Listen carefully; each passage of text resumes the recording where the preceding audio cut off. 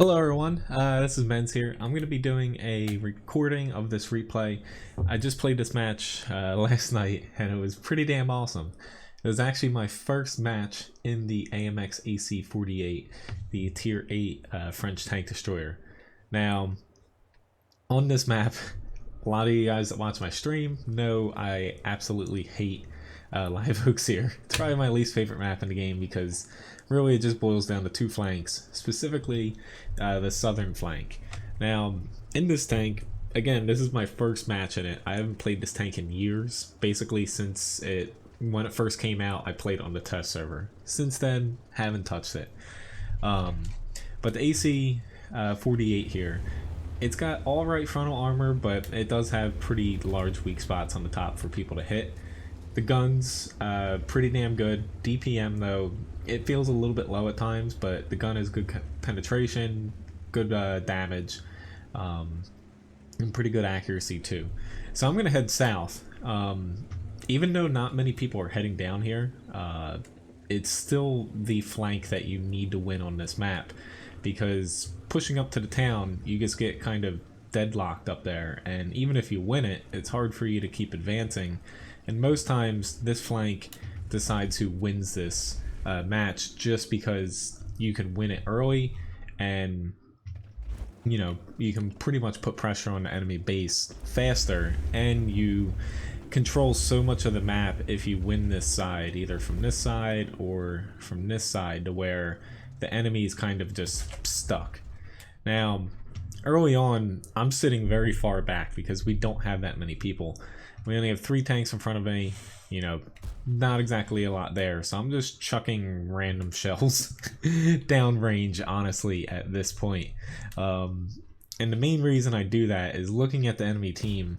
They have quite a few tanks as far as like the T-34, T-2064, Scorpion G, the Panther M10, that I think are going to head down here to where, you know, I'm not going to push out far to where once I basically crest and go down here, I'm stuck and I'm going to die. Now, it kind of sucks for my teammates that are out there, like the Type 54 just died. The LTG, I don't know why he pushed that far, but, you know, while you do need to win this flank, you don't want to push terribly far here. Now, this match, you know, it boils down to, you know, it's a very close match at the end. I don't want to spoil too much, but the start here, I did not really do much, but I stuck with kind of my plan, because at this point, you know, if I try to push out and force things, it wouldn't help. But at this point, you know, the aiming time on this is a little bit long. I don't have a gun laying drive on this. I decided to go with fence, optics, and a rammer instead. But I get one shot on the Yag Panther, and I bounce off the Panther M10. But I'm just trying. The Panther M10 pushing hard was not great for me, because now he's within my view range. But I knew sitting back here, you know, I wouldn't be spotted if they had stayed there. But he's just going, you know, guns a-blazing here, which I'm not able to hit him here. So at this point, I'm kind of like, shit. Like, this isn't going to work out. The Yag Panther gets hit me basically on the top of my tank here, to where, you know, the weak spots of this tank are very well known. And yeah, this is not looking good for us. But, you know, if I start running away at this point, you know, it wouldn't do anybody good. The Cromwell Beast's still alive down there, so I have one basically ally in front of me. And they still have to push up this slope to be able to flank me here. So I might as well put the good gun to use here. And fortunately I get the VK32 or 3002B out. And, you know, already helps me there with the T-3485M. Yag Panther bounces off of me because shooting up at this is, you know, you're not going to pen it. But now that the Hummel hit me, I finally have Artie's attention. There's 2 Arties, and I was kind of, you know, staying out here, you know, testing my luck. But fortunately I didn't get hit up until that point. But with him hitting me, I'm just a little bit skeptical sitting out here in the open. Because right now I have a T-71, Panther M10 in front of me, and then there's potentially, you know, 1 or 2 other tanks that could be in front of me. But once this Panther M10 spots me, I moved. As you see, Artie was pretty much lined up his next shot. I didn't want to stay there and basically get spotted, but fortunately pulling back here, you're semi-safe from Artie. They can still drop and splash you, but this Panther M10 saw me running since I was still spotted. He pops up and gets a little bit greedy, like he's trying to kill Artie here. Fortunately for me, I knew that he couldn't kill the Artie in 1 or 2 shots, so that worked out here. We're down by 3 tanks though at this point still. I only have a little under half my HP. We lost the town to where, you know, basically, you know, even though they have 4 extra tanks, they have much better tanks than we do. It's down to just me and SU-122-44 for our regular tanks. So I really need to do something here. This poor T-71 doesn't stand a chance. If he had just like sat back here a little bit further, I probably would have died there from Artie, because he would have been able to zip away. But sitting that close, that was you know, a mistake. Which this guy's complaining about TDs camping, which I don't get why he's complaining about that. Like, I'm sitting here, which I had shots for most of the match. SU-122 again.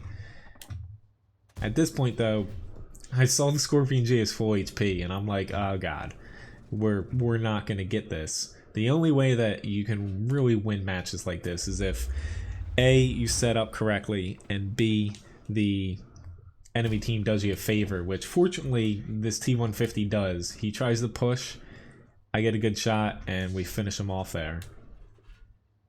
And then next up, you know, the super person tries the same exact thing here, and I don't know why he tried to do this, because more or less, you know, if one guy pushes out there and dies, well, why are you going to push out literally going down the same route, and the outcome's going to be the same. So at this point, you know, it's still 2 TDs and 2 Artie on our team.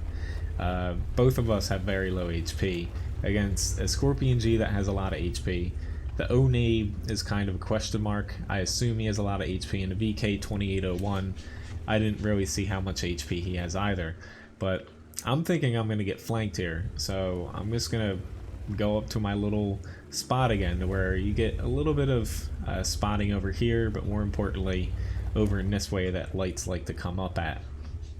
But I don't want to stay there, because this crew, it's a brand new crew, doesn't have 6th sense, to where I'm not sure if you know, I'm spotted or not, which, you know, at this point, if you don't have 6th sense on your tank, I more or less treat it as I'm always spotted if I push out to an area that I think an enemy is able to hit me at.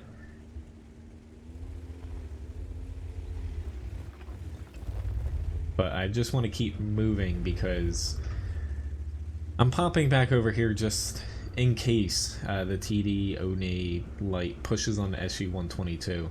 But I would much rather stay there so I don't get flanked. However, you know, which way they're going to come from is beyond me.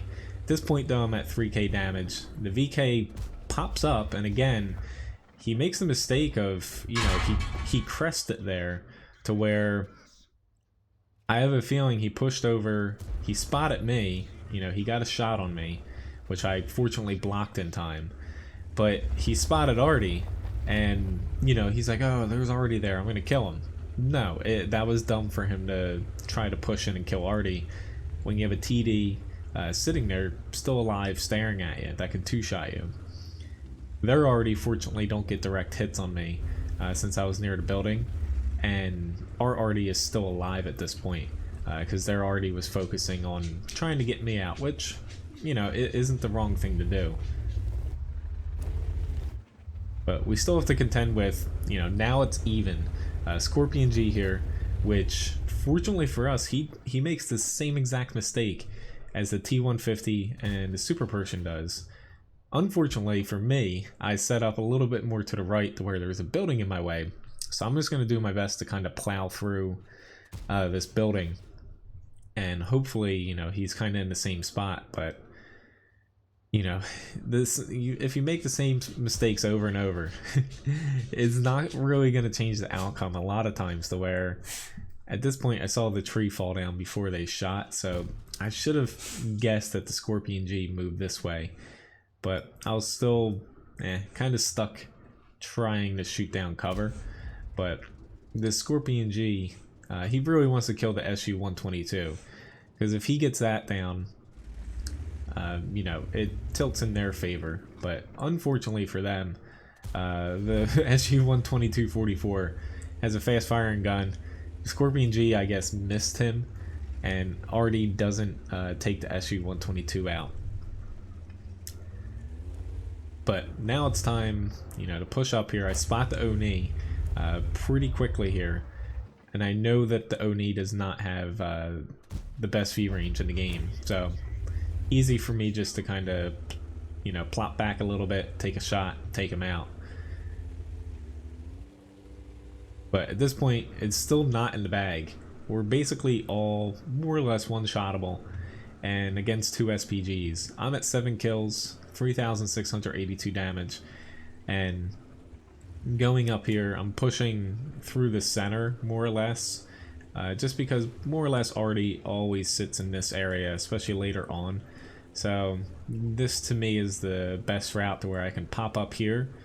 I got eyes to my left, got eyes to the right. That way I'm not, you know, pushing this way and get spotted and they're both able to take shots on me before I can kill them. But what the enemy kind of did wrong here was, you know, most of their tanks were here at the end. The Scorpion, Oni, Super Pershing, T-150, and the light tank, which at this point we spot the Lorraine 155 here, and our Hummel is kind of caught off guard. He's still pushing on the Lorraine, and Lorraine's pulling back, which is the smart thing to do. He spotted the Hummel, and he gets taken out. Unfortunately, this Lorraine, you know, he knows I can't hit him if he doesn't pull back, and he was smart to stay there. But losing that one Artie is a big thing, because Lorraine, at this point, he can push to our base and I can't spot him. So I basically switched to trying to catch their other SPG, the Hummel here, because knowing from where he shot me earlier, I knew he was somewhere in this area. So at the very least, he's at, you know, the furthest he's down south is here, which fortunately for me, he's a typical SPG player. He does not move out of the base. Lorraine, you know, did the smart thing and, you know, pushed a little bit out of the base because he knew we were coming for him. But taking the Hummel out there, I'm just trying to move a little bit here because Lorraine potentially has a shot on me. But at this point, I'm 1 away from a Radley Walters medal, which is 9 kills, almost over 4,000 damage, which these guys want to get me the final kill, which the SU-122 was saying, like, oh, we're gonna kill the Arties. The game's still not won here. I just want to win.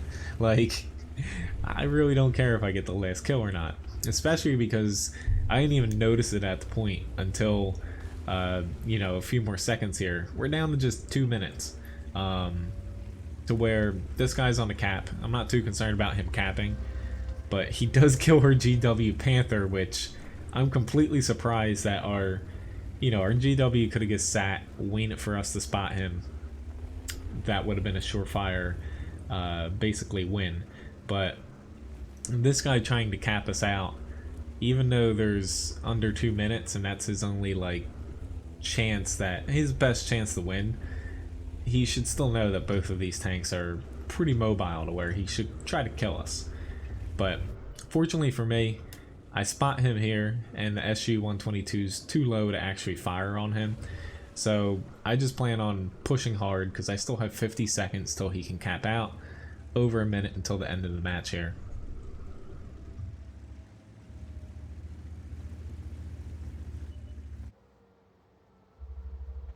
But fortunately for me, his gun pops up there quick, and you know, he's not able to get even a pot shot off of me, because basically when he switched into RD view, he probably swapped into it and it was aiming way too far, and yeah, you're better off this third person aiming at people.